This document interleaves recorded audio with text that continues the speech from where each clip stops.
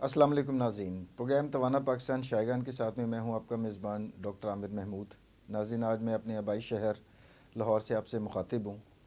अगर हम हमारे जिस्म को लाहक जो मुख्तलिफ़ अमराज़ हैं उनकी दो बड़ी कैटेगरीज़ बनाएं तो कुछ अमराज़ ऐसे होते हैं जो एक से दूसरे को लग जाते हैं, जिनको हम कम्युनिकेबल डिजीज़ कहते हैं, और दूसरी तरह के अमराज़ ऐसे होते हैं जो छूती नहीं होते, उसी मरीज़ तक जो है वो महदूद रहते हैं।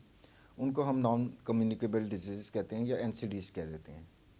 तो अगर गैर मुतअद्दी अमराज की बात करें तो इस वक्त पाकिस्तानी कौम के सेहत के जो सबसे बड़े चैलेंज हैं उनको अगर आप देखें तो उसमें तीन बड़े चैलेंजेस इस वक्त पूरी कौम को दरपेश हैं। Number one sugar, number two blood pressure, number three मोटापा।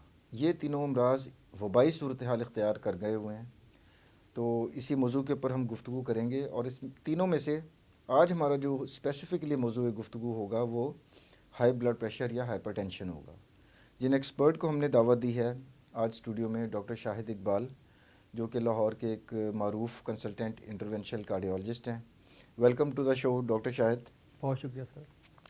तो चूँकि हमारा मौजू गुफ्तगू हाई ब्लड प्रेशर है, तो सबसे पहले तो आवाम को ये बताइए कि एक नॉर्मल ब्लड प्रेशर की रेंज क्या होती है, और कब उसका ब्लड प्रेशर इतना बढ़ता है कि हम कहते हैं कि जनाब अब ये ब्लड प्रेशर का शिकार हो चुका है मरीज़।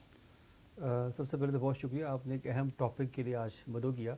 ब्लड प्रेशर बेसिकली बुलंद फुशार खून, आपकी इंसानी बॉडी के अंदर जब खून आपका जो ब्लड फ्लो है, अगर उस ब्लड फ्लो का प्रेशर आपकी वॉल्स जो अगेंस्ट जो आर्टरीज हैं आपकी बॉडी के अंदर शरियाने हैं उनकी वॉल्स को के ऊपर प्रेशर बिल्ड करना शुरू कर दे तो वो हाइपरटेंशन कहलाता है। वो ख़ास लिमिट तक तो वो रिक्वायर्ड होता है बॉडी को।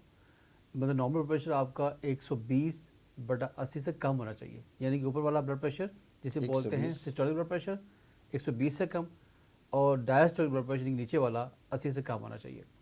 लेकिन अगर किसी इंसान का ब्लड प्रेशर 130/80 से ज़्यादा आना शुरू हो जाए, 130/90 से ज़्यादा आना शुरू हो जाएंगे, 80 से भी क्रॉस कर गया नीचे वाला, ऊपर वाला 130 क्रॉस कर गया है on different occasions, not only in मतलब एक रीडिंग की बात नहीं हो रही कि एक नहीं, दफ़ा इतना गया इस तो पे हम इसे लेबल कर देंगे, बहुत से लोग हैं। मुस्तकिल यस, रहे। मतलब उसमें ये कि उसका डिफरेंट हॉस्पिटल के अंदर भी घर के अंदर भी मुसलसल उसका ब्लड प्रेशर अगर ज़्यादा रह रहा है और उसको प्रॉपर आपने एक्यूरेट मेथड से चेकअप उसका प्रॉपर करवाया है, और उसकी जो कुछ पैरामीटर्स हैं कि how to check blood pressure properly, तो उसके बाद हम किसी को लेबल करते हैं someone is hypertensive. Because once you label someone hypertension तो उसके बाद भी कोई मेडिसिन खानी पड़ती है। ये भी बहुत बड़ा इसका स्टिग्मा है। एग्जैक्टली। अच्छा डॉक्टर साहब, इसमें हाइपरटेंशन को हम साइलेंट किलर के नाम से क्यों जानते हैं, और इस वक्त पाकिस्तान में दादोशुमार क्या हैं? कोई ऐसी तहकीक हुई है कि जिससे हमें पता चले कि 24 करोड़ की आबादी में कितने लोग ऐसे हैं जिनको ब्लड प्रेशर का आर्जा लाहक है? देखिए, इसे कहते हैं साइलेंट किलर, यानी कि खामोश कातिल। उसकी वजह यह है कि ब्लड प्रेशर जो है इसकी अलामत नहीं आती। कोई वाज़ेह अलामत नहीं है। बहुत सारे लोगों को ये इनिशियली हो रहा होता है मगर वो इस चीज़ को इग्नोर करते हैं। अलामत उतनी नहीं होती कि वो सिम्टम काज कर दे, कोई अलामत में शिद्दत आए कि उनको हॉस्पिटल आना पड़े। वो इसको हल्की मुल्की हेडेक है। हेडेक की बहुत सारी वजूहत है, सिर्फ जनरल सी हाइपरटेंशन नहीं है। वजूहत है, शायद ट्रैफिक तो वो ज़्यादा थी या मैं एग्जैक्टली परेशानी और थी। जैसे आजकल के मौसम के अंदर लोग पानी कम पीते हैं, dehydration is one of the feature जो हेडेक हर बंदा प्रेजेंट कर रहा है।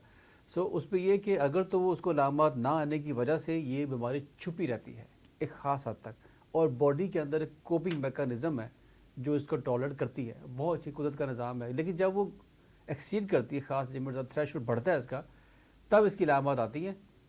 और फिर वो जाकर जब तक अलामत आ चुकी होती है कोई ना कोई ऑर्गन डैमेज हो चुका होता है। दिस इज़ द रीज़न इसे कहते हैं साइलेंट किलर। अच्छा, और अदाद शुमार हमारे मुल्क में कोई एक हैं? एक एक हमने मोहतात अंदाजे के मुताबिक पाकिस्तान में हर बंदा जिसकी उम्र 40 से ऊपर है, हर तीसरा चौथा बंदा हाइपरटेंसिव है। तो बहुत ज़्यादा, ये तकरीबन मोर लेस शुगर जितने इंसिडेंस हो गया इसका, यस, उसके भी तकरीबन 3 करोड़ 30 लाख अदाद शुमार के मुताबिक ये वो हैं जो रिकॉर्ड पर आ चुके हुए हैं।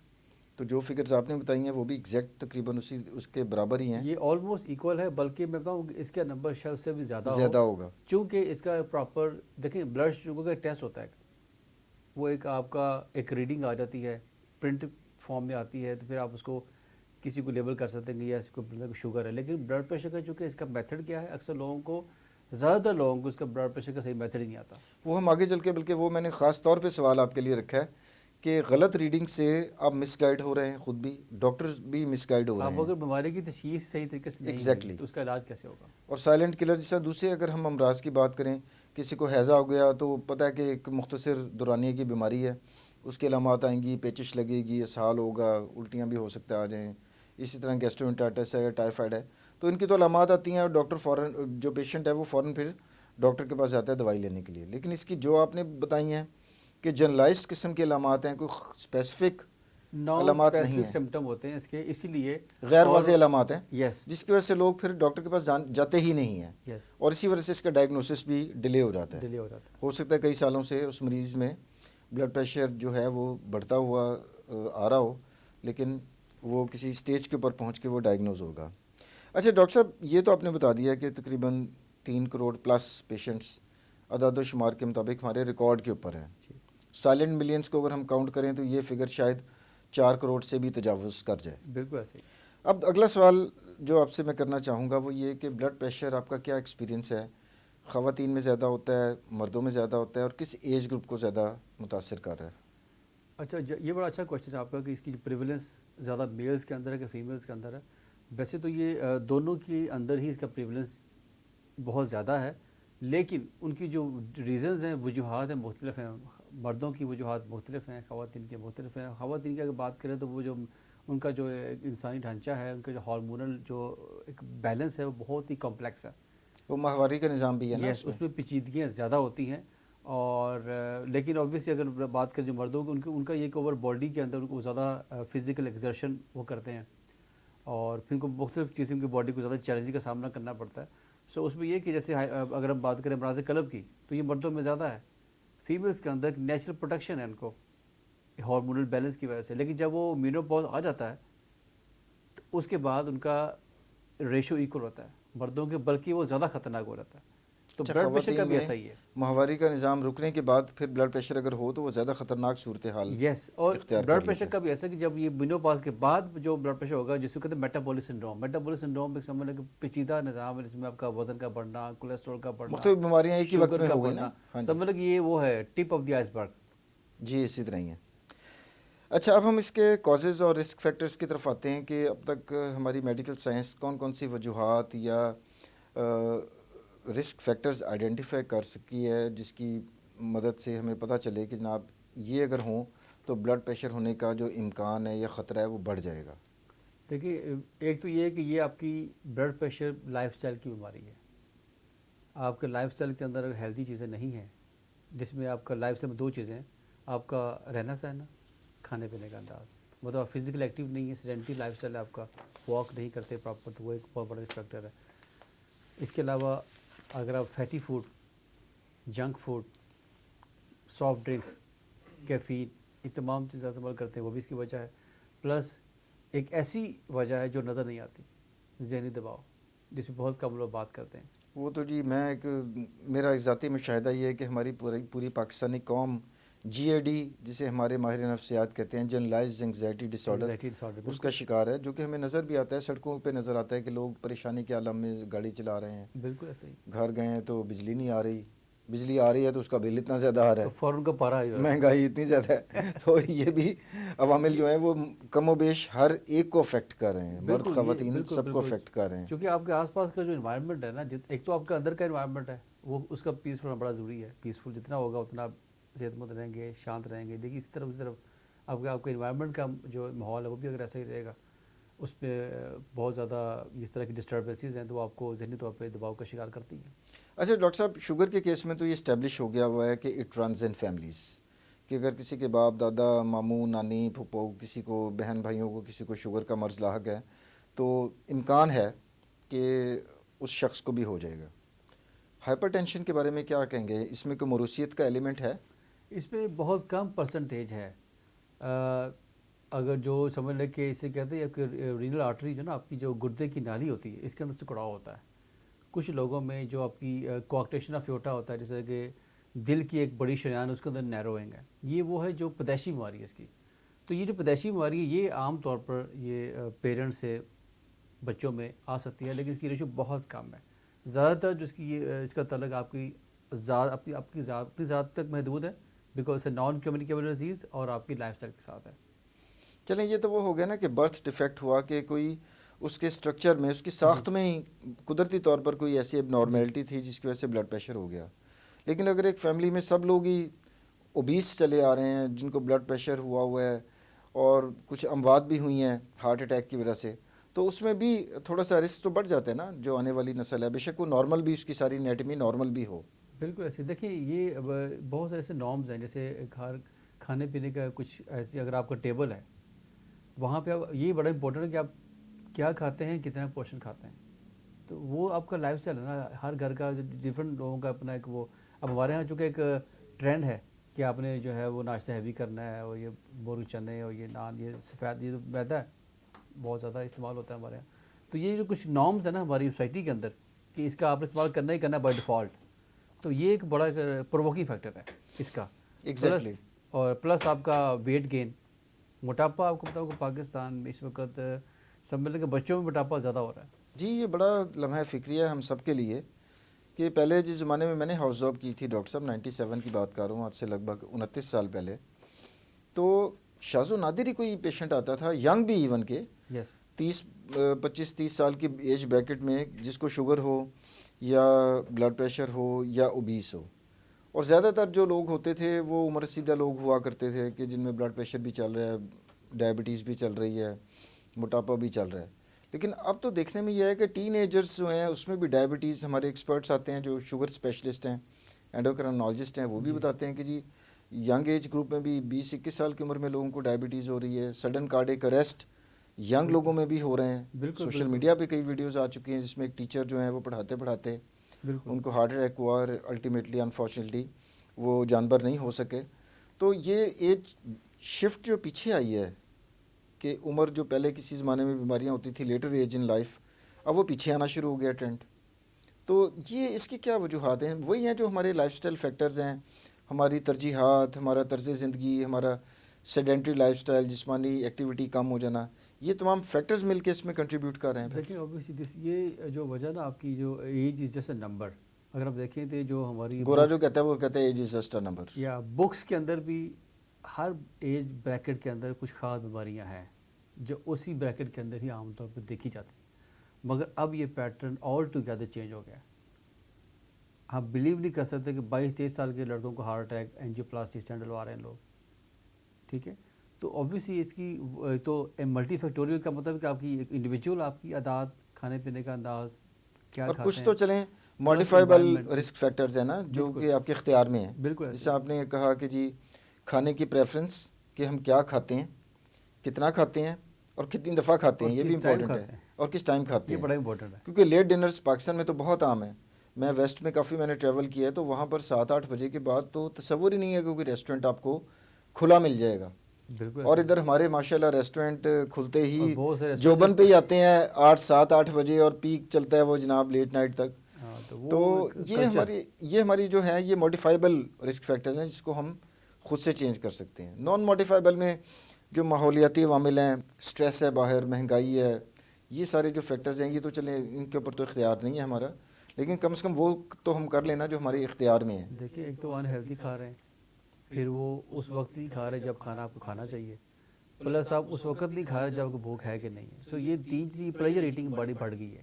تو فوڈی کلچر بن گیا ہوا ہے کہ آپ نے کلاک کے دیکھنا ہے کہ ٹائم ہو گیا تو کھانا ہے, آپ پیٹ کو دیکھیں اگر بھوک نہیں. اور اوپر سے رہی سی کثر جو ایسی میں نام نہیں لیتا, ایسی موبائل ایپس آ گئی ہیں کہ ایک تو لیٹ آورز میں آپ جاگ بھی رہے ہیں, اوپر سے ینگ ونس تو جین زی تو جو ہے وہ تو رات کو بڑی دیر تک جاگتی رہتی ہے. اور جناب وہ پھر جو ہمارے آئی ٹی سے ریلیٹڈ جو پروفیشنلز ہیں جو کہ فری لانسنگ کرتے ہیں اور وہ ریئل ٹائم میں امریکہ یا یورپ یا کسی ملک کے لیے کام کر رہے ہیں, تو وہاں پر ٹائم ڈفرینس کی وجہ سے ان کا کام ہی رات کا ہے. اور وہ بنج ایٹنگ بھی کریں گے, اور جناب وہ بھوک لگے گی تو جناب وہ اس ایپ کے اوپر آرڈر بھی کر دیں گے اور آپ کے ڈور اسٹیپ پہ کھانا آ جائے گا. تو اتنی سہولیات جو دی ہیں میرا خیال ہے شاید بھی یہ بھی ایک کنٹریبیوٹنگ فیکٹر ہے, بہت بڑا کنٹریبیوٹ فیکٹر ہے. کیونکہ اب آپ جو ہے نا کھانا جب پہلے فریش بناتے تھے اس کے لیے ایفرٹ کرنی پڑتی تھی, اہتمام کرنا پڑتا ہے. اب آپ کا 1 کلک اوے ہے, آپ کے ایک بٹن کے اوپر آپ نے جو چیز کہنی ہو وہ گرم کھانا آپ کے ٹیبل پہ ہوگا. سو اب یہ کتنی سہولت ہے, تو اس سے آپ کی وہ ایکسیس اتنی ایزی ہو گئی. اور خواتین کی اگر بات کریں تو پہلے دیکھیں خواتین کو بڑی محنت کرنی پڑتی تھی, مجھے یاد ہے بچپن میں ساگ بنتا تھا مٹی کی ہانڈی میں، تو اچھی خاصی محنت والا کام ہوتا تھا. ڈیفینیٹلی اب وہ ایسے ایسے بلینڈرز آ گئے ہیں کہ نا اب مشین نے اس کو وہ کیا، پھر فروزن فوڈز آپ کے پاس ریڈی ٹو کوک مل رہی ہیں، یس. آپ نے محنت ہی نہیں کرنی. کافی ساری چیزیں ہماری زندگی کا حصہ بن گئی ہیں. دیکھیں سہولیات جو ہے نا ان کی، جو جہاں تک ان کی فائدے ہیں تو پھر نقصانات بھی ساتھ جڑے ہوئے ہیں. تو آئی ایگزیکٹلی تھنک بات صرف اعتدال کی ہے کہ جب چیزیں اتنی ایزی ایکسیس ہو جاتا ہے تو اس کو پھر کنٹرول کرنا ذرا مشکل ہو جاتا ہے. ایگزیکٹلی بات وہیں پر گھوم پھر کر آتی ہے جو ہمارا ریلیجن بھی پڑھاتا ہے کہ اعتدال میں رہنا ضروری ہے، اور ہم ایکسٹریم پہ چلے جاتے ہیں بالکل بالکل جس کی بالکل. وجہ سے تمام خرابیاں ہونا شروع ہو جاتی ہیں. اچھا ڈاکٹر صاحب، جو ہائپر ٹینشن ہے یا بلڈ پریشر ہے، اس کی کوئی کلاسیفیکیشن بھی ہوتی ہے یا بس یہ ایکسٹینڈرڈ ٹرم ہے کہ جناب یہ بلڈ پریشر ہے؟ اس کی بیسیکلی سائنٹیفکلی اس کی ڈفرینٹ کیٹیگریز ہوتی ہیں. Stage 1 hypertension, stage 2، stage 3، پھر hypertension emergency, hypertensive urgency, hypertensive crisis. پھر کچھ ایسی ہائپر ٹینشن ہے جو حمل کے دوران خواتین کو فیس کرنی پڑتی ہے، اس کا تعلق صرف اور صرف آپ کے حمل کے ساتھ ہے. اچھا، وہ سو ٹھیک ہو جاتا ہے بلڈ پریشر جب ڈیلیوری ہو جاتی ہے خاتون کی تو اس کے بعد ٹھیک ہو جاتا ہے؟ بالکل ایسی کیونکہ ہے. شوگر بھی بڑھتی ہے اس کیس میں، ڈیفینیٹلی گیسٹیشنل وہ ڈائبٹیز جسے ہم کہتے بالکل ہیں، جسٹیشنل اور ڈائبٹیز وہ کے بھی اگر ساتھ ساتھ خاتون احتیاط نہ کرے تو وہ بھی لگ جاتی ہے، پھر شوگر ہو جاتی ہے. ڈیفینیٹلی تو اس میں بھی اس طرح کا کیس ہے؟ بالکل ہے کہ وہ آپ کو اگر ایسا ہائپر ٹینشن پری کلیمشیا کا اگر آپ کی ہسٹری ہے تو پروٹین یوریا کو ڈیولپ ہو رہا ہے تو اس کے بعد بھی پھر وہ لائف لانگ ان کو اینٹی ہائپرٹینسو لینا پڑتا ہے بہت سارے پیشنٹس کو. سو وہ بیسیکلی ڈفرینس کی کیٹیگریز ہیں، تو جو کہ اس کے مطابق ہر کیٹیگری میں آپ ڈپینڈ کرتا ہے آپ کس کیٹیگری میں. اگر تو اسٹیج 1 کی حد تک ہے تو آپ اس کو اسٹیج 1 کو لائف اسٹائل سے کنٹرول کر سکتے ہیں. ادویات کی ضرورت نہیں. You don't need medication. Right. بڑی اسٹیج 1 کی حد تک ہے. جو ہی اسٹیج 2 ہو جائے گی، آپ کا اوپر والا 140 سے کراس کر جائے گا، نیچے والا 90 سے کراس کر جائے گا، تو پھر آپ ڈیفینیٹلی. لیکن اچھا بکس بھی گائیڈ لائن بھی کہتے ہیں کہ آپ 1 منتھ کا ٹرائل دیں، 1 ماہ کا موقع دیں اس کو کہ طرز زندگی میں تبدیلی لائے، کہ وہ اپنی لائف اسٹائل میں تبدیلی. اگر میڈیسن ہر چیز کا حل نہیں ہے، آپ گولیاں پہ گولیاں ایڈ کیے جا رہے ہیں، مگر جو اس کا پرووکنگ فیکٹر ہے، جو اس کی بیسک ریزن ہے وہ وہیں پہ ہے. ٹھیک ہے، آپ لیک اپ یہ جو 8 گھنٹے کی پرس کو نیند، ہائیڈریشن اچھی رکھنا، پرسکون رہنا، ہیلدی نٹس، اپنا ہیلدی جو فیٹس کا استعمال کرنا، فریش فروٹ ویجیٹیبل، یہ تمام چیزیں. تو اگر وہ ان کا نہیں کرے گا ڈیفینیٹلی پھر اگر 1 منتھ کے بعد بھی وہ نہیں کر پا رہا کنٹرول، تو پھر آپ میڈیکیشن دینی ہے as a just to help the patient. لیکن ہمارے یہاں اگر فرسٹ اسٹینڈ پہ شروع کر دیں گے اس کو فرسٹ اسٹینڈ پہ، تو ڈیفینیٹلی وہ پھر لائف لانگ چلتی ہے میڈیسن. اچھا ڈاکٹر صاحب، بلڈ پریشر بڑھنے کی ایک علامت تو آپ نے بتا دی کہ اس میں ہیڈ ایک بھی عام طور پر ہوتا ہے مریض کو.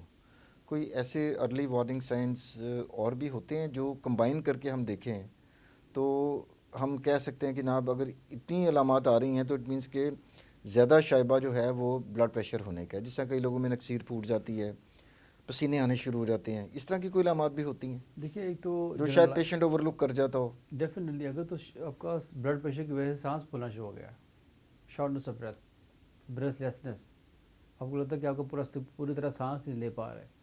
ٹھیک ہے، اس کے علاوہ یہ بڑی امپورٹنٹ چیز ہے، یہ اس کی خطرناک علامت ہے. اگر خطرناک خاصا کہ پاؤں میں سوج آنا شروع ہو گئی ہے، سویلنگ ہونا شروع ہو گئی ہے، سم ٹائم اگر آپ کو سمجھ کہ تھوڑی سی گنودگی بھی طاری ہونا شروع ہو جاتی ہے، اس کا مطلب کہ آپ کو یہ تمام آرگنز.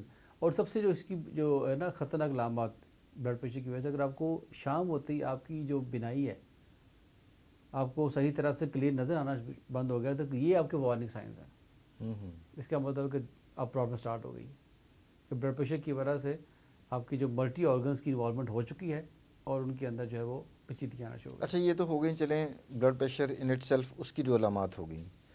ہر بیماری کے ہم کچھ ریڈ فلیگز بھی ہوتے ہیں ہمارے پاس، بالکل کہ وہ ایڈوانس سٹیجز ہوتی ہیں، وہ علامات ہوتی ہیں کہ جب جسے کہتے ہیں کہ جو پانی ہے وہ سر سے گزر چکا ہوتا ہے. تو ہائپر ٹینشن کے کیس میں ریڈ فلیگز کون سے ایسے ہیں کہ جس وقت فوری طور پر پیشنٹ کو ایک ایکسپرٹ کارڈیولوجسٹ کے پاس جانا چاہیے؟ دیکھیے آئیڈیلی تو ان کو جب بھی بلڈ پریشر ان کا اسٹیج 1 کراس کرتا ہے تو ان کو چاہیے کہ وہ پراپر چیک اپ شروع کر دیں، اپنا ورک اپ اسٹارٹ کروا دیں. مگر جب اس کا بلڈ پریشر ہائپر ٹینسو کرائسس کا مطلب ہے کہ آپ کا بلڈ پریشر اوپر والا 180 کراس کر گیا، نیچے والا 120 کراس کر گیا. اب یہ ایک ایسی کرائسس ہے کہ آپ کو فوری طور پہ ایمرجنسی میں جانا ہے. یہ میں نے کوئی سمپل اس کو سمپلیفائڈ ورژن بتایا. ویسے تو بہت سی کی رینجز ہیں، مگر یہ 180 کے اوپر تو آبویس کے اوپر اسٹیبل نہیں ہوگا. ٹھیک ہے، 130-140 تک وہ اکثر ٹالریٹ کر رہے ہوتے ہیں، اور آبویسلی وہ پھر اس سے ڈپینڈ کرتا ہے. اس میں ایک اور بات میں ایڈ کرنا چاہوں گا کہ پین کلرز کا بہت استعمال ہوتا ہے ہمارے ہاں. جی یہ تو بہت یہ بھی ایک بڑا اس کا فیکٹر ہے. بغیر نسخے کے ہی آپ کو دوائیاں مل جاتی ہیں. تو جتنے پین کلرز ہیں یہ بھی بلڈ پریشر کو بڑھاتے ہیں. ایگزیکٹلی. اچھا ڈاکٹر صاحب، اب ایک سینیریو یہ ہے کہ ایک پیشنٹ ہے، پیشنٹ تو نہیں ہے ابھی، ایک انڈیویجول ہے جس کی فیملی کے اندر بلڈ پریشر کے عارضہ چلتا آ رہا ہے. کسی بڑے بھائی کو بھی تھا، ماں کو بھی تھا، والد کو بھی تھا، سب کو تھا.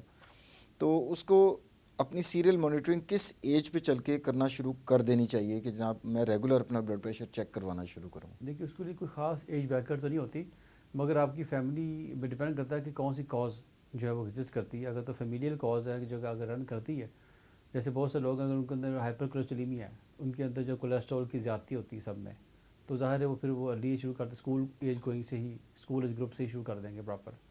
تو یہ ڈپینڈ کرتا ہے. اگر ان کو کوئی پیدائشی بیماری نہیں ہے، صرف رسک فیکٹر موجود ہے، تو پھر آپ اس کو اسکول ایج کے بعد سے مانیٹرنگ اینول یا کم از کم ہر سال 2 سال کے بعد ان کے چیک اپ ہونا چاہیے.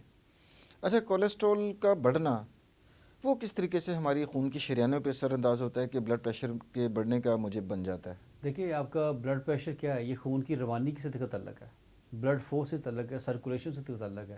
اور کوئی بھی چیز جو بلڈ سرکولیشن کو متاثر کر رہی ہے ڈائریکٹلی اور انڈائریکٹلی، وہ الٹیمیٹلی بلڈ پریشر کاز کر رہی ہے. اور خون کی شریانیں ہماری اس کے ڈپازٹس کی وجہ سے تنگ بھی ہونا شروع ہو بیسیکلی وہ جاتی ہیں. پلیکس بن جاتے ہیں، آپ کے کلاٹ بن جاتے ہیں، نیروئنگ ہو جاتی ہے ویسلز کی.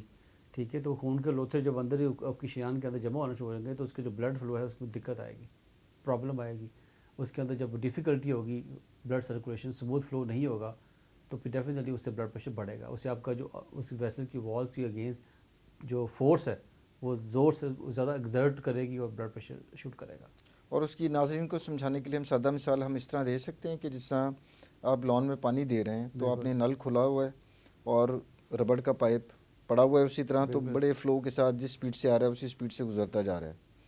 لیکن جب آپ نے اس کی ٹپ کے اوپر چل کے اس کو تنگ کیا ہے تب وہ ایک شاور بن گیا، پریشر بڑھ گیا اس بالکل کا. ایسا ہی تو ہمارے اندر بھی اسی طرح سے ہو رہا ہوتا ہے کہ جب بالکل ایسا تنگ ہی ہو ہوتا جاتی ہیں ہے. تو پھر پریشر بڑھ جاتا ہے اس کا. بالکل ایسا ہی اور ہوتا جب وہ ہے. نارمل سائز میں کھلی ہیں تو پھر فلو بڑا اسموتھلی، بڑا ردم سموتھلی کے جا ساتھ رہی. دیکھیں جہاں وہ جو پانی کا بہاؤ ہے اس کی آواز بھی نہیں ہے، اس کا شور بھی نہیں ہے. کیوں؟ کیونکہ پیچھے جو سورس ہے وہاں سے بلڈ سرکل بالکل ٹھیک ہے، آگے کسی کو نیرو نہیں ہے، ویسے ساری اوپن ہے، پائپ بالکل آپ کا بہترین کام کر رہا ہے. مگر جو ہی اس کے اندر تنگی آئے گی، آپ خود سے اس کو وہ پریس کریں گے، obstruction کریں گے، تو بلڈ پریشر کس طرح وہ ریئیکشن دے گا. تو یہ بھی یہ جو ہے یہ آپ کے بلڈ سرکولیشن کا ریئیکشن ہے کہ آپ کی باڈی پہ آتا ہے. تو اس سے پہلے آپ کو بہت سارے سمٹم آ چکے ہوتے ہیں.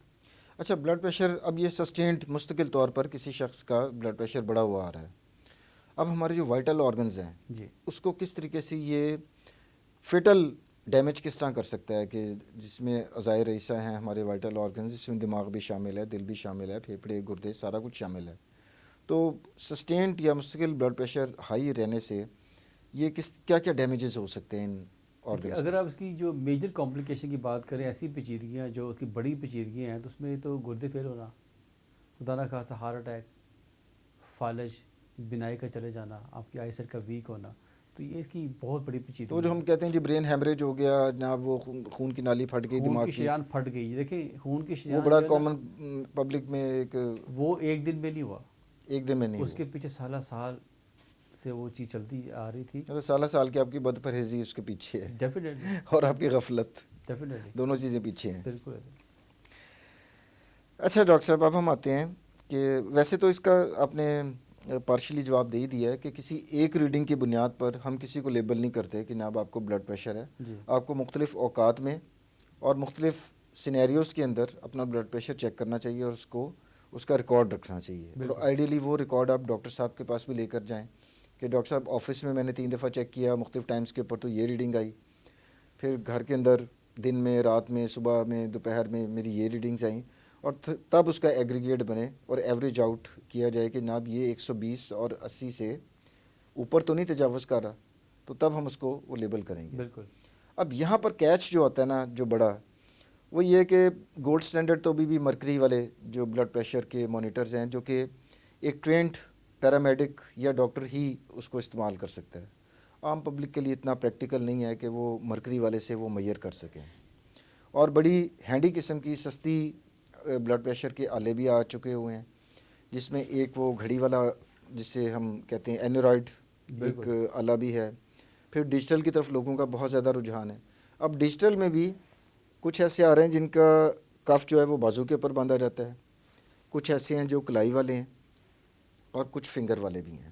سب سے پہلے تو آپ یہ بتائیے گا کہ اس میں عام پبلک کے لیے سب سے بہتر, ریلائبل, جس کی ریڈنگ بالکل مطلب ایکوریٹ کے قریب ہو, وہ کون سا ہو سکتا ہے؟ دیکھیے نارملی جو مینول بلڈ پریشر میٹرنگ ہوتی ہے مطلب آپ خود سے چیک کرتے ہیں ہاتھ سے, تو ڈیجیٹل ہے نا, آپ نے بس کف لگا دیا, بٹن پریس کیا, وہ آ جائے گا. مگر مینول کا مطلب یہ ہے کہ آپ جو عام طور پہ جو مرکری والا یوز کرتے ہیں وہ اتھینٹک ہوتا ہے, بشرطے کہ کچھ کنڈیشنز آپ نے فالو کرنی ہے. ایک تو یہ کہ جس کا بلڈ پریشر لیا جا رہا ہے, جس کو چیک کر رہے ہیں پیشنٹ, اور جو چیک کر رہا ہے, ان دونوں کا لیول سیم ہو. کسی فلیٹ سرفیس کے اوپر مشین پڑی ہو, اس میں کوئی ڈفرینس نہیں آنا چاہیے. ڈفرینس آئے گا تو.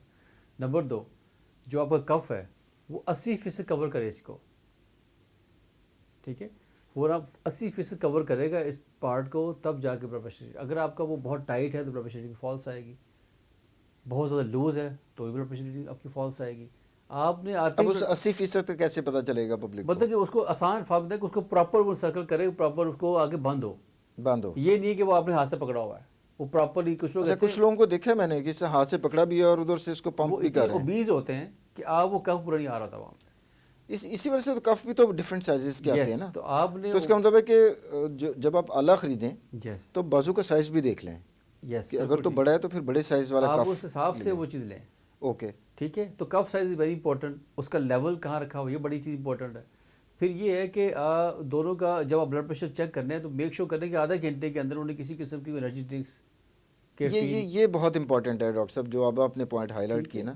یہاں پر لوگوں میں ٹرینڈ کیا ہے کہ جناب ابھی چائے کا کپ پی ہے, کافی پی ہے, جی میں سوچ رہا ہوں جی بلڈ پریشر چیک کروا لیں, اور وہ چائے پیتے پیتے چیک کروا رہے ہوتے ہیں, تو اب بلڈ پریشر زیادہ ہی آئے گا اس کا. اچھا, پھر بات کرتے ہوئے بھی جس سے بلڈ پریشر چیک کر رہا ہوتا ہے لوگ بات بھی کر رہے ہوتے ہیں, اس سے بھی فرق پڑتا ہے نا؟ سر میں بتا رہا ہوں کہ یہ جو پیرامیٹرز ہیں نا, یہ بڑے, یہ چیزیں یہ میں لوگوں کو سر بہت ضروری ہے لوگوں کو ایجوکیٹ کرنا. یہ جو اب میں دوبارہ دہرا دیتا ہوں تاکہ یہ چیز آسان ہو جائے کہ جو ایک تو یہ کہ مینول چیک کریں وہ بہتر ہے, فلیٹ سرفیس کے اوپر ہونا چاہیے آپ کی مشین, دونوں کا لیول ٹیڑھی نہیں ہونی چاہیے, بالکل کرسی بیٹھے ہوئے تو سیم ہو.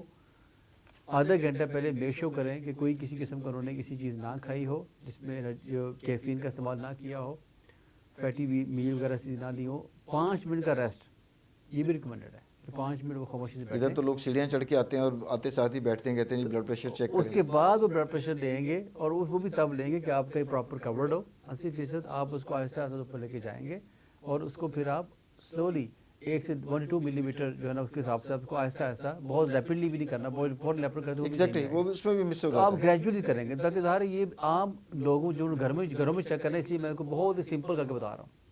سائنٹیفک طریقہ تو بہت خطرہ تھا ہے, وہ بھی یہی, مگر اس کو تھوڑا پیچیدہ ہے. لیکن آپ اس کو آہستہ سے اس کو ڈیفلیٹ کریں کف کو, اور پھر ایک پہلی ساؤنڈ آئے گی, جو پہلی ساؤنڈ تھی جب آپ نے اس کو لے گئے تھے اوپر بلڈ پریشر, تو وہ کی ہوگا اپر والا بلڈ پریشر نہیں کہ سسٹولک بلڈ پریشر, اور نیچے جب سیکنڈ آپ کی جو ساؤنڈ آئے گی وہ ہوگا آپ کا نیچے والا بلڈ پریشر نہیں کہ ڈائسٹولک بلڈ پریشر. تو یہ تو ہوگا اس کی پراپر باتیں کہ آپ نے چیک کر سکتے. پھر آپ نے چیک کر لیا, یعنی کہ جس وقت میں ریپیٹ کرتا ہوں ڈاکٹر صاحب کہ آپ نے کف باندھ لیا, 80% اس نے بازو کو کور بھی کر لیا ہے. اچھا یہ بھی بتا دیجئے کہ یہ جو بینڈ ہوتا ہے ہمارا کونی کا, میں نے کچھ لوگوں کو دیکھا ہے کہ کف اس طریقے سے باندھا ہوا ہے کہ وہ کونی کے بینڈ سے بھی نیچے گیا ہوتا ہے. اس کا بھی حساب کتاب ہوتا ہے کوئی؟ یہاں پہ باندھیں تاکہ آپ کو یہ جو ایلبو جوائنٹ ہے کلیئر ہو, یہ کلیئر ہو, جہاں پر آپ نے اسٹیتھوسکوپ رکھنی ہے. اور آپ کو جیسے میں کرسی بیٹھا ہوں, اب ایک بندہ جو کرسی پہ آگے بیٹھا ہوا ہے وہ کمفرٹیبل نہیں ہے, آپ نے پراپر ٹیک لگا کے آپ کے فیٹ گراؤنڈ کے اوپر ہو, کراس لیگ بھی نہیں بیٹھنا, نو کراس لیگس فالس آئے گی. آپ کی پراپر ٹیک آپ لگا کے بیٹھنا ہے اور اس کو آرم کو سائڈ رکھنا ہے. دس از دا پراپر میتھڈ. اب اگر کچھ لگے جو وہ ہوا میں آپ کا بازو اٹھاتے آپ چیک کریں بلڈ پریشر زیادہ ہی آئے گا. جی بالکل ٹھیک ہے. سو وہ پراپر آپ یہ پروٹوکول, یہ بہت مشکل باتیں نہیں ہیں, بہت سمپل اسٹیپس ہیں, مگر آپ دیکھیں نا, یعنی کہ بازو بہت اونچا بھی نہ ہو, ہارٹ لیول سے اونچا نہیں جانا چاہیے بازو کو, نیچے بھی بہت زیادہ نہ جائے, اسی لیول کے اوپر ہونا چاہیے. اور آپ پراپر ریلیکسڈ کمر کو ٹیک لگا کر بیٹھے ہوں, اور پاؤں آپ کے دونوں فلیٹ ہو, فرش کے اوپر ہو. تو یہ ایک پروٹوکول بن گیا اس کا. یہ پروٹوکول ہے. اور چلیں یہ سارا پروٹوکول فالو کر لیا. اب وہ جو بلب ہوتا ہے جس سے ہم اس کو پریشر دیتے ہیں, اب آپ نے بڑھانا شروع کیا تو وہ مرکری اوپر جانا شروع ہو گیا. بالکل. فرض کریں کہ آپ اس کو 200 220 तक ले गए, जी उसके बाद एक पॉइंट के ऊपर जब आपने इसको टाइटली लॉक कर दिया तो वो लॉक हो जाएगा वहीं पर। आहिस्ता आहिस्ता आपने इसको खोलना शुरू किया, ग्रेजुअली स्लोली आहिस्ता आहिस्ता, और डिफ्लेट करना शुरू किया। उसको करना शुरू किया। अब उस वक्त जब हम स्टेथोस्कोप में सुन रहे हैं तो कोई साउंड नहीं है, 200 या 220 के ऊपर आमतौर पे कोई साउंड नहीं होती, नॉर्मल एक उसमें इंडिविजुअल की बात कर रहा हूँ, बिल्कुल ऐसे ही। तो कोई साउंड नहीं आ रही। लेकिन जैसे जैसे एक स्टेज आएगी कि जब वो जो पारा एक लेवल के ऊपर आएगा, मिसाल दे रहा हूँ कि 160 पर आया, तो आपको पहली हार्ट बीट आनी शुरू हुई, तो बिल्कुल। वो हमारा ऊपर वाला ब्लड प्रेशर हो जाएगा। बिल्कुल ऐसे ही। उसके बाद हमने फर्दर उसको ग्रेजुअली और स्लोली प्रेशर को और कम करते जाना है। अब वो मुस्तकिल हार्ट बीट आ रही होगी वहाँ पर, या बंद हो जाएगी। देखिए वो एक समझ लो कि अगर मुसलसल साउंड आ रही है तो वहाँ जाके चेंज हो जाएगी, उसका साउंड का कैरेक्टर चेंज हो जाएगा, या आपको उस वक्त एक सेकंड साउंड आएगी और वो अलग होगी पिछली वाली साउंड से। जैसे वो दोनों डिफरेंट वेरी करेगी। ठीक है, तो वो जो पहली साउंड थी वो ऊपर वाला, सेकंड साउंड दूसरे वाला, नीचे वाला ब्लड प्रेशर। ओके। तो ये तरीक़ाकार है। कुछ लोगों को मैंने पूछा है, इंटरव्यू किया है ब्लड प्रेशर लेते हुए, तो वो कहते हैं जी बस एक साउंड आ गई है, वो ऊपर वाला ब्लड प्रेशर हो गया, और जिस वक्त वो साउंड आनी बंद हो जाए तब वो दूसरे वाला हो अच्छा गया। ये तो उसका हो गया ना साइंटिफिक मेथड, जो कंप्लीट मेथड है। बहुत से लोग हैं जो सिर्फ और सिर्फ ऊपर वाले ब्लड प्रेशर में इंटरेस्टेड है, वो कहते हैं ऊपर वाला बस चल के बस काफ़ी है, नीचे वाला इतना ही होगा। ठीक है, वो खुद से एज्यूम कर लेते हैं ज़ाहिर इतना सालों से, तो उसको एज्यूम नहीं करना चाहिए, आपको प्रॉपर चेकअप करना चाहिए, क्योंकि अगर दोनों का ब्लड प्रेशर का डिफरेंस ज़्यादा आ रहा है तो इससे फिर और कुछ पैथोलॉजी क्लियर होती है। जी, मैं उस तरफ ही आना चाह रहा था कि लोग आमतौर पर ज़्यादा जो अहमियत दे रहे होते हैं वो ऊपर वाले ब्लड प्रेशर को दे रहे होते हैं, जबकि एट टाइम्स इस तरह भी होता है कि ऊपर वाला थोड़ा सा इतना नहीं बड़ा होता, लेकिन नीचे वाला ही ज़्यादा बढ़ जाता है और दोनों का गैप कम हो जाता है। सर याद रखिए वो नीचे वाले के ब्लड प्रेशर का बढ़ना इज मोर डेंजरस। यस, यही हमारी 99% लोगों को पता नहीं है, वो ऊपर वाले ही सिर्फ देख रहे होते हैं। क्योंकि जो नीचे वाला ब्लड प्रेशर है, डायस्टोलिक ब्लड प्रेशर, आमतौर पर उसकी स्टेबिलिटी ज़्यादा होती है, वो बहुत सारी कंडीशन के अंदर स्टेबल रहता है, फ्लक्चुएट नहीं करता, फ्लक्चुएशन कम होती है उसकी, स्टैटिक रहता है। मगर जो अगर वो आपको फ्लक्चुएट हो रहा है ना, तो ये ज़्यादा खतरनाक बात है। इसका मतलब ये है कि ये कुछ ज़्यादा पेचीदगी वाला मामला है। ब्लड प्रेशर जो है उसने आपको ज़्यादा आपकी बॉडी को बुरी तरह से अफेक्ट कर रहा है, कि उसका डायस्टोलिक ब्लड प्रेशर जो आमतौर पर पैसिव होता है, स्टेबल रहता है, वो भी आपका ज़्यादा हो रहा है। तो फिर आपको प्रॉपर चेकअप कराना होगा मुकम्मल, इसमें आपके हार्ट इसमें शायद गुर्दों के भी टेस्ट हों, गुर्दों के भी टेस्ट होंगे, हार्ट के भी टेस्ट होंगे, कुछ मजीद आपके थायराइड और ये सारी चीज़ें भी इवैल्यूएट होंगी। बिल्कुल। अच्छा डॉक्टर साहब, कुछ लोग लेट के भी कर रहे होते हैं ब्लड प्रेशर मॉनिटर, तो देखिए वो ठीक है? वैसे सिंपल बातें वही है कि आप बैठ के करें प्रॉपर, जिस तरह पहले वो सारी ऑलरेडी रिवाइज कर चुके हैं। तो ये जो बाकी सारे मेथड्स हैं ये रिकमेंडेड नहीं है, लेकिन लोग कर रहे हैं, तो बेहतर है कि आप इसका मतलब है फॉल्स रीडिंग आ रही है, गलत रीडिंग आ रही है, फिर उसी बुनियाद पर फैसले भी गलत होते हैं। मिस डायग्नोसिस नहीं होना चाहिए। अगर आपको डायग्नोसिस ही जो है ना वो उसमें प्रॉब्लम है, तो फिर उसका इलाज डेफिनेटली। अच्छा, आइडियल प्रोटोकॉल फॉलो करके पहले एक बाजू के ऊपर ब्लड प्रेशर आपने लिया, 5 मिनट बाद आपने दूसरे बाजू के लिया, दोनों के उसमें दोनों बाजू में भी फ़र्क आ जाता है थोड़ा अच्छा, सा। फिर ये भी कहते हैं लेफ्ट राइट का कोई फ़र्क तो नहीं पड़ता? आम तौर पर आपके बाएं बाजू का ब्लड प्रेशर ज़्यादा होता है। ज़्यादा होता है। शायद ये भी कहते हैं कि दिल के ज़्यादा करीब है। ठीक। अच्छा, फिर वो कहते हैं आप ब्लड प्रेशर दोनों आर्म्स का ले लिया, तो जिसका ज़्यादा होगा आप उसको कंसिडर करेंगे। बेनिफिट ऑफ डाउट, आप उसको कंसिडर करना है जिसका ज़्यादा है, ये नहीं कि जिसका कम है तो आप कहेंगे विशफुल थिंकिंग है, मैं खुश हो जाने जी वो तो ऐसे ही है। फिर आप ये बड़ा उसको ठीक है। वेरीफाई करेंगे, वेरीफाई करें, और arm with high blood pressure उसको आप रेफरेंस लेंगे और उसके मुताबिक आप आगे मैनेज करें।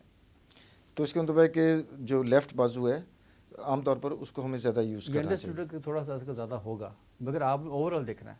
एग्जैक्टली। अच्छा डॉक्टर साहब, अब हम आते हैं तरीका इलाज की तरफ। एक पेशेंट है जिसने आपके प्रोटोकॉल बताए हुए प्रोटोकॉल के मुताबिक, अच्छा वो डॉक्टर साहब सवाल का वो हिस्सा तो बीच में रह गया, डिजिटल ब्लड प्रेशर जो मॉनिटर्स हैं उसमें बेहतर कौन से हैं, ये उंगली वाला, कलाई वाला या बाजू वाला? देखिए उसमें बाजू वाले की तरफ ही मैं जाऊँगा। ठीक है, वो आमतौर पर बेहतर होते हैं, थोड़ा बहुत डिफरेंस आ जाता है, वो हम पहले से ही बता देते हैं पेशेंट्स को कि इसमें 5-10 का फ़र्क आ सकता है। अच्छा, वो जो डिजिटल वाला है वो ज़्यादा बताएगा 5-10 या कम बताएगा? आम तौर पर वो ज़्यादा बताते हैं, ज़्यादा बताते हैं। हाँ, अब तो ज़ाहिर है जैसे टेक्नोलॉजी इम्प्रूव हो रही है, इसमें भी जो है ना एक्यूरेसी बेहतर आना शुरू कुछ अच्छे ब्रांड्स ऐसे हैं कि जो बहुत अच्छा वाकई वो सही बताते हैं, मगर फिर भी जो मैनुअल है वो स्टिल प्रेफर्ड है। वो तो गोल्ड स्टैंडर्ड है ना डॉक्टर गोल्ड स्टैंडर्ड वही रहेगा, लेकिन आप अच्छी क्वालिटी का जो को भी वो यूज़ करें स्टैंडर्ड, लेकिन उसमें थोड़ा बहुत डिफरेंस जो होगा वो ऑटोमेटिकली आपको पता चल जाएगा। अच्छा, मैनुअल वाले में भी दो कैटेगरीज थी ना, मरकरी वाला तो गोल्ड स्टैंडर्ड है, इसमें तो कोई शक की गुंजाइश है ही नहीं। दूसरा वो जो घड़ी वाला होता है, आम पब्लिक तो उसे घड़ी वाला कहते हैं, हम उसे एनोरॉयड भी कह देते हैं, वो वाला भी ठीक होता है मतलब देखिए वो उसमें? ऑब्वियसली अगर आपके पास जो उसकी बेहतरीन चीज़ अवेलेबल नहीं है तो फिर नेक्स्ट जो ऑप्शन आपके पास होगी वो यूज़ करेंगे, तो गोल्ड स्टैंडर्ड वही रहेगा आपका, मरकरी वाला।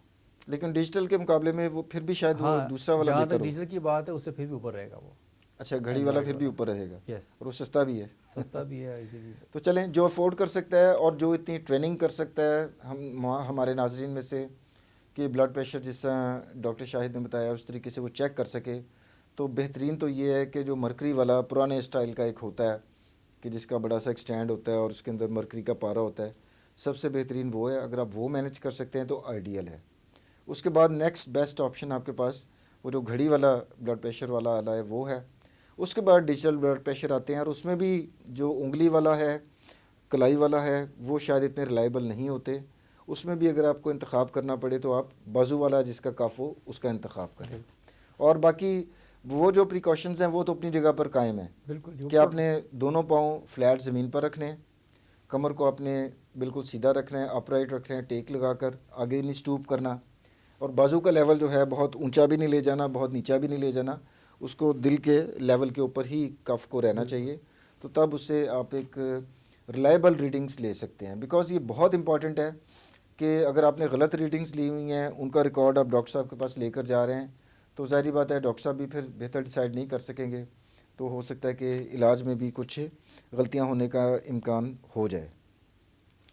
अच्छा डॉक्टर साहब, हमारी ये एनसीडीज़ जितनी भी हैं इसमें एक तो अद्वियात के साथ इलाज है, लाइफस्टाइल मॉडिफिकेशन कुछ हद तक आपने बड़े अच्छे तरीके से पहले भी एलैबोरेट कर दी कि अपने नींद को बेहतर करें, खाने पीने में जो आप खा रहे हैं उसमें प्रेफरेंसेस अपनी चेंज करें, तरजीहात फ़ास्ट फूड और बहुत स्पाइसी और तेल वाली चीज़ें ना खाएं, टाइमिंग्स बेहतर करें।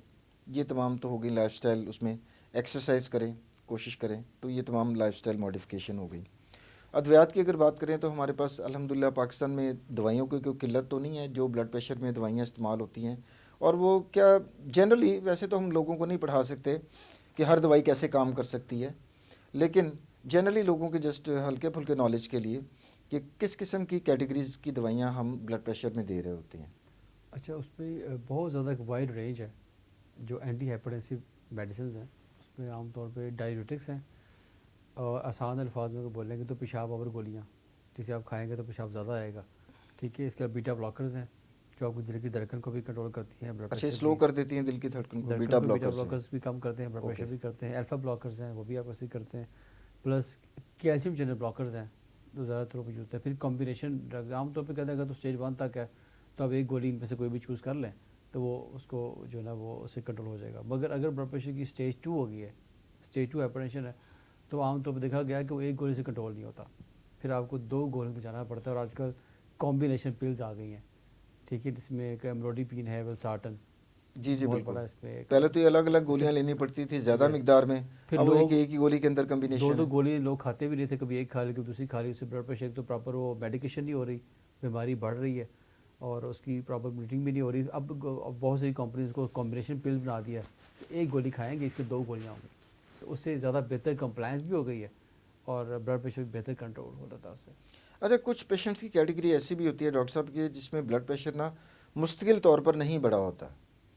फ़र्ज़ मिसाल दे रहा हूँ कि एक हफ़्ते में, मिसाल के तौर पर एक दफ़ा पेशेंट का ब्लड प्रेशर आ गया 160/80 कर लें या 90 कर लें, और बाकी 6 दिन उसका 140 के अराउंड रहा।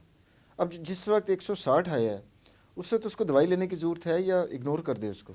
देखिए ये बहुत बड़ा अच्छा क्वेश्चन है आपका, और ये बड़ी कॉमन ये मिस्टेक मैं लोग करते हैं। प्रैक्टिकल मतलब डे टू डे लोग मुझसे भी पूछते हैं एज ए डॉक्टर कि डॉक्टर साहब अब हम क्या करें, मुश्किल भी खाते हैं तो हमारा आमतौर पे 6 दिन 5 दिन नॉर्मल रहता है, किसी किसी दिन स्पाइक आ जाती है, तो हम उस वक्त क्या करें? देखिए उस पर बेस्ट स्पाइक, अप्रोच क्या हो सकती है उसमें? बेहतरीन तो ये होता है कि आप प्रॉपर एक मेडिसिन स्किप ना करें। आमतौर पर स्पाइक उन लोगों में ज़्यादा आती है जो मेडिसिन स्किप करते हैं, ओके। कि वो खुद से मेडिसिन एक आध दिन छोड़ दी, नहीं दिल कर रहे, भूल गए, what ever the reason is, उस वक्त मेडिसिन पास नहीं थी, उन्होंने नहीं खाई, तो वो जब 1-2 दिन का गैप देंगे फिर स्पाइक आएगी, ये अंडरस्टूड है। اگر آپ روٹینلی میڈیسن کھائیں گے، پراپر طریقے سے کھائیں گے، تو آپ کو بہت لیس چانسز ہے کہ میڈیسن. ہاں اگر آپ نے فیٹی میل کھایا ہے، کوئی ذہنی تناؤ کا شکار ہے، کوئی خدا نہ خواستہ ایسی بات ہو گئی جس سے آپ کا جو ہے نا ٹیمپرامنٹ لوز کر گیا، اس سے بلڈ پریشر ہائی ہوگا، لیکن وہ ٹیمپریری ہوگا. تو آپ یہ کہ اگر آپ نے میڈیسن اسکپ کی تھی، فوری 2 میڈیسن کھا لیں، جب یاد ہے تب کھا لیں. ٹھیک ہے. تو یہ بس بیسیکلی اس آلسو ڈسپلن آپ نے مینٹین کرنا ہے. پلس یہ کہ اینٹی ہائپرٹینسی میڈیکیشن گھر میں خود سے لینا، میں عام طور پر اس کو ڈسکریج کرتا ہوں. اسے کہتا ہوں کہ آپ بلڈ پریشر کے ہیں تو کیپوٹن کی گولی زبان کے نیچے رکھ سکتے ہیں، آدھی گولی رکھیں، دوبارہ چیک کریں، پھر آدھی گولی رکھ کے آپ دوبارہ چیک کریں. ایک سے زیادہ گولیاں خود مت لیں، آپ کو بلڈ پریشر لو بھی ہو سکتا ہے. پہلے زیادہ تھا، اب لو ہو گیا، تو لو بلڈ پریشر جو ہے زیادہ خطرناک ہے as compared to high blood pressure. جسے ہم شوگر میں بھی یہی کہتے ہیں ڈاکٹر صاحب ہاں کہ اگر صبح شام کی دوائی ہے، آپ بھول گئے صبح کی لینا، اور رات کو کئی لوگ اس طرح کرتے ہیں کہ جی ڈبل ڈوز کر دیتے ہیں، اور رات کو سوتے وقت آپ کی کیلوریز کی ریکوائرمنٹ بھی کم ہے، بالکل تو جو بلڈ شوگر لیول اگر بہت ہی کریٹیکلی لو ہو گیا تو وہ زیادہ ڈینجرس ہو سکتا ہے، بالکل ایسا ہی ہے. بجائے اس کے کہ وقتی طور پر اگر تھوڑا سا بڑھ بھی گیا تو وہ جان لیوا نہیں ہوگا. نہیں بالکل نہیں تو ہوگا. بلڈ پریشر میں بھی اسی طرح ہی ہے. اسی طرح ہی ہے. پھر یہ ہم یہ بھی بتاتے ہیں کہ اکثر لوگوں کو بلڈ پریشر کے پیشنٹ ہیں مگر ان کا بلڈ پریشر لو رش ہو جاتا ہے. ہو سکتا ہے اوور میڈیکیشن کی وجہ سے، یا وہ اتنی احتیاط کر رہے ہیں. میں نے دیکھے ہیں patient they are well compliant with the lifestyle, medication, diet, everything, کیونکہ ہمیں لو رش. پھر ہم کہتے ہیں کہ اگر آپ کا بلڈ پریشر 100 سے کم ہو رہا ہے تو آپ اس دن میڈیسن نہ کھائیں، بلڈ پریشر کا ریکارڈ لے کے آئیں. اچھا، کچھ پیشنٹ تو ڈاکٹر صاحب اتنے زیادہ کانشیس ہو جاتے ہیں، مطلب پیشنٹس میں بھی تو کیٹیگریز ہوتی ہیں نا. بالکل بالکل. کچھ تو ایسے ہیں کہ جو ڈاکٹر جتنا مرضی ان کو ترغیب دے لیں کہ اپنے لائف سٹائل میں یہ چینجز لائیں، وہ نہیں لاتے. ایک کیٹیگری تو یہ ہوتی ہے. کچھ ایسے ہوتے ہیں کہ جو بہت ہی زیادہ اس کو کنوکشن کے ساتھ کرنا شروع کر دیتے ہیں کہ ڈاکٹر صاحب نے نمک کا استعمال کم کرنے کو کہا ہے، وہ بالکل ہی بند کر دیتے ہیں. کہ بالکل بند کر دینا بھی مناسب ہے؟ دیکھیے وہ ایکسٹریمز ہے نا. یہ تو زندگی کی وہی ماڈریشن، اس پوری کائنات کا جو نظام جو ہے نا وہ ایک اعتدال پہ قائم ہے. تو آپ کی باڈی کی صحت ہے، یہ ترازو آپ کے اپنے ہاتھ میں ہے، آپ نے اس کو بیلنس کرنا ہے. اگر آپ نے ایک ٹائم زیادہ کھا لیا ہے، اگلے ٹائم اسکپ کریں. ٹھیک ہے. تو یہ بہت سے لوگ جو سیکھ جاتے ہیں with the passage of time, کو پتہ ہوتا ہے بیلنس کیسے کرنا ہے. تو I think it's all about the discipline and balance. اچھا ڈاکٹر صاحب، ایک ون لاسٹ کوشچن انڈے سے متعلق، کہ اکثریت کا یہ خیال ہے کہ جی شوگر کے مریضوں کو انڈا بالکل ہی منع ہو جاتا ہے، تو اس میں کوئی سائنسی حقیقت ہے؟ اگر نہیں ہے تو پھر حقیقت ہے کیا، وہ لوگوں کو بتائیں. دیکھیں انڈا جو ہے یہ ایک کمپلیٹ ڈائٹ ہے. انڈا یہ کھانی چاہیے. یہ ڈائٹ یہ سب مطلب ہیلدی ڈائٹ میں آتا ہے. انڈا ہم ریکمینڈ کرتے ہیں. ٹھیک ہے. اور یہ کھائیں. ہاں اکثر ہوتا ہے کہ آپ دیکھا ہوگا انڈا کھا رہے ہیں، اس کے اوپر نمک بھی چھڑکا جا رہا ہے، اس کے اوپر کالی مرچ، بے شمار اس کے اوپر جو ہے نا وہ اسپائسز ایڈ ہو رہے ہیں. میں کہتا ہوں کہ سمپل انڈا بوائل کریں اور وہ کھائیں. اچھا، ابلا انڈا بہتر ہے فرائیڈ اور آملیٹ فرائیڈ کی بھی ہے تو نسبت؟ آپ اس کو جیسے آئل بھی ایڈ ہو جائے گا پھر فل اس میں. کھانا ہے سو کے، لیکن اس میں اسپائسز کم رکھیں تاکہ اس کی جو اصل انگریڈینٹس ہیں وہ آپ کی باڈی کو فائدہ دے سکیں. اس کے اندر بہت زیادہ ہیلدی اسینشیل پروٹینز ہیں.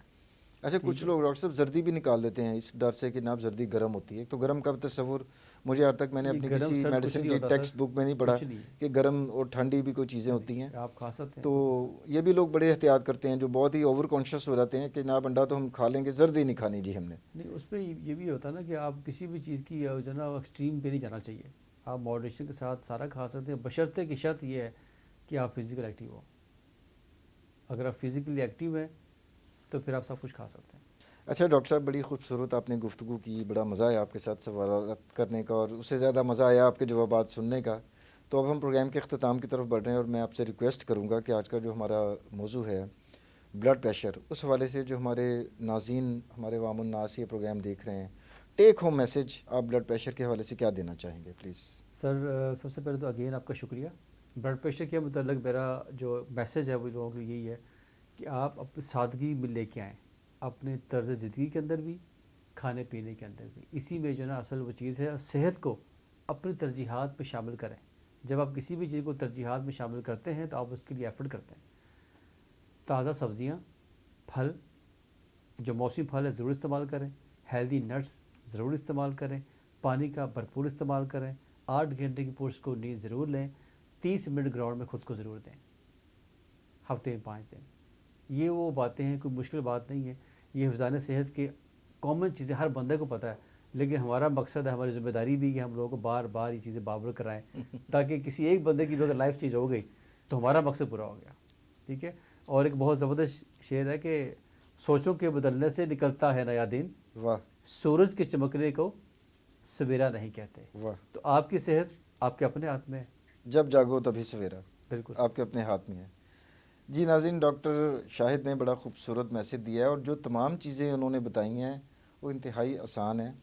صرف اہم چیز کیا ہے کہ آپ اس کو امپورٹنس دیں, اس کے اوپر مستقل مزاجی سے عمل کریں. اس میں نہ ہی آپ گورنمنٹ سے گلا کر سکتے ہیں جی گورنمنٹ آپ کے لیے یہ نہیں کر رہی, گورنمنٹ یہ نہیں کر رہی, سہولیات نہیں دے رہی, نہ آپ مہنگائی کا رونا رو سکتے ہیں. صرف سادہ ترین جو چیزیں کرنے والی ہیں وہ آپ کے اپنے اختیار میں ہیں. اور یہ سارا کرنے کے بعد مجھے امید ہے کہ ہمارے کافی جو ناظرین جو بلڈ پریشر جیسے عارضے سے گزر رہے ہیں وہ بہتر طریقے سے اپنا بلڈ پریشر کنٹرول کر سکیں گے. تو نیک تمناؤں کے ساتھ ڈاکٹر عامر کو اجازت دیجیے. اللہ حافظ.